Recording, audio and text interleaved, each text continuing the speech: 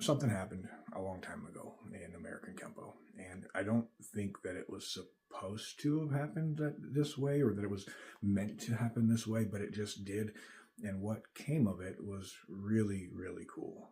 And it is one of my favorite things to go through with people, especially if they're training with us in Kempo, and really if they're training anything in martial arts. But the way Ed Parker's American Kempo evolved is pretty sweet. So let's go through it.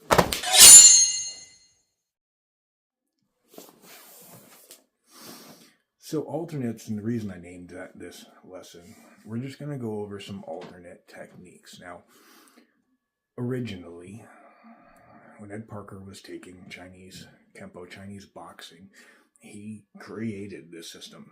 He made it. The names of the techniques, everything, even down to quadrant zone theory and zone of obscurity and marriage of gravity. So I've simply dubbed this video series as alternates, short for alternate techniques. Somewhere along the line, different schools started emerging from Ed Parker's Kempo.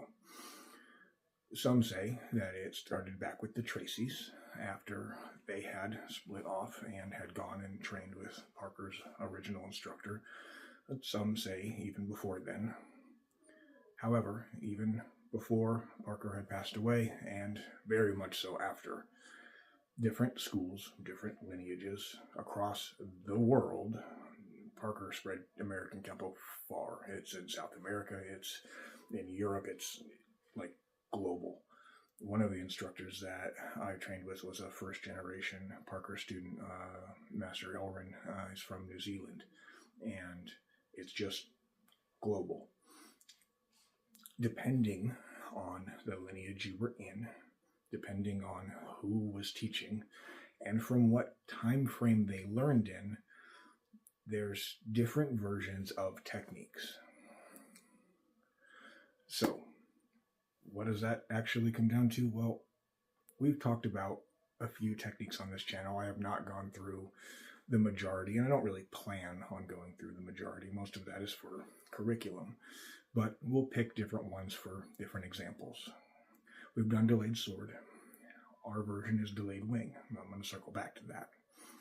We've done five swords, of course. We've done calming the storm. We were just doing Dance of Darkness. Depending on where you learned and when, depends on how your techniques look. So the majority of American Kempo, white belt through orange belt, largely looks the same. The techniques are the same. You can think about it like alternate universe. I don't want to get dinged for a copyright anything, but I'll say a recent Marvel movie that came out that happened to have a doctor in it. And in that particular movie, there was a multiverse, alternate universe. It's kind of like that. The underlying principles are the same, but things are just a little different. Sequential motion, borrowed force, marriage of gravity, angle of departure, angle of connection, all of the Kempo terminology still exists. This is the underlying principles behind everything we do, and that's across all lineages. But different techniques are done in different ways, especially after orange belt. I've trained in 6 different lineages of American Kempo. Now, I have not trained the entirety of the curriculum in 6 different lineages, from delayed sword to the backbreaker extended, which is white belt, to the last technique of 3rd degree black. I preface that for a very specific reason. Kempo's huge. All of these underlying principles are the same across all of the lineages, but right around orange belt, a lot of different disciplines have different endings, different middle, and different beginnings to their said techniques. I'll give you a fantastic example. If you go onto YouTube, hope I don't get flagged for that, I might have to edit this video later. If you go onto the tube of you may look up a technique called Dance of Death. Now, Dance of Death is a very popular orange belt level technique, and in Dance of Death, in my lineage, we were taught that you are to step forward. And I don't know that this was in the original, but one of our instructors had given the example of your back's up against a wall.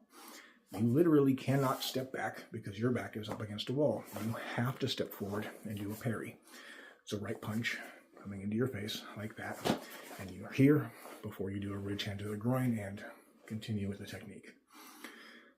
I say go onto the tube of you for a reason, because I have personally seen a whole lot of people stepping back on Dance of Death.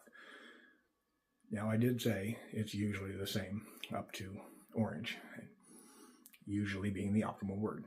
There are a whole lot of instructors that just don't teach it that way. Now, I want to point out two things real quick.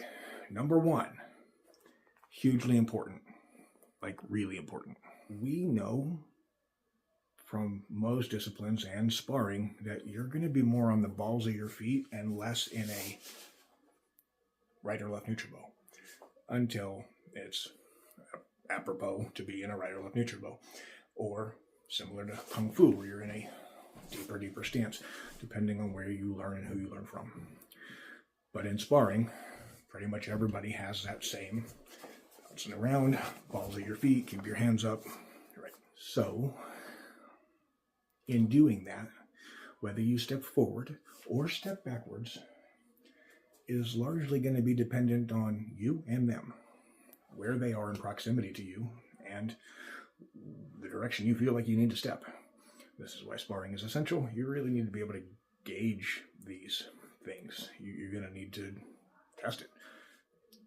If your back ever was up against a wall, it would be a really good idea to have multiple techniques on how you can get out of that. Thankfully, it's one of the things I love about American Kempo is they've got a lot of different answers to different problems, and your back being up against the wall is one of them. Sometimes there's another person back there and they're grabbing on to spin you around and punch you, or multiple different things that they could be doing. But depending on the situation you're in and what you know how to do is going to depend on whether you step forward or step back. So I wanted to get that out of the way, because I know some people who would say, no, Dance of Death is to only ever be done as step forward. And I agree, because it's from my lineage, but I'm not going to knock anybody if they're stepping back on it because that's how they were taught. Okay. There are multiple lessons inside of each technique, generally with all of the underlying principles of sequential motion, borrowed force, marriage of gravity, all of those things embedded into the motion, into how we do what we do. A lot of people call it the flavor of the technique. So what we're going to do is we're going to go through an alternate version of Calming the Storm. Now, we've done Calming the Storm on this channel a few times. This is for a club attack coming around to your face. Okay. So, we've done Calming the Storm. We step forward with a right punch directly to the face, immediately bringing our right hand down, sliding down to check, taking over for that block, and taking our left directly into their face, and then immediately coming back with another check and back. So one of the versions that I have seen of Calming the Storm was that the attack comes in and it's done as open hand here, and still open hand here, until you get to this point and you do the clutching feathers attack, which I thought was very interesting. Grab onto the hair and then you pull them into chop to the throat. Don't forget your cover out. There we are. And that was so interesting to me because it does indeed incorporate all of the fundamentals in Kempo, using the weight distribution, using the shifting of the hips, and even grafting some into different parts of how they do their technique. So I wanted to basically just go through the explanation of what this series was going to be as we start to make these videos of alternate techniques. Specifically because in many disciplines, how you do a technique is the application of how you do a jab, and not a 3-move sequence of block, kick, chop, and that type of a thing. Lastly, I will end it with this. I'm looking forward to the series. We're going to go over different versions, alternate endings, but alternate ways to do different Kempo techniques from different lineages. And I think it's something that's really important to remember, especially for epoch purists. Parker built it up, made this whole thing based off Chinese boxing, and specifically said he wanted it to evolve, that it needed to evolve. So whether it goes back to the Tracys or his death and all of the crazy amount of branches, and I would estimate at least hundreds, maybe more, of people who teach down the line, he wanted it to do that and evolve with the times, but keeping the underlying principles therein: borrowed force, marriage of gravity, angle of departure, angle of connection, the philosophy behind how you do it. And what many disciplines will actually say is how you apply a jab. And he also said it's not about who's right, it's about who's left, which I thought was awesome. I'm Instructor Thompson, my self-defense studio. Okay, one more. So the attack is here. We're like that, right? Okay.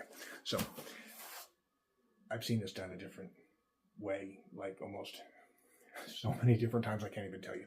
But go to the tube of you and you can type in different technique names. There's going to be a whole bunch of different versions. Back to Calming the Storm. We had it here, here, and here. That version we were talking about was open hand, grab the hair, pull, right? Okay.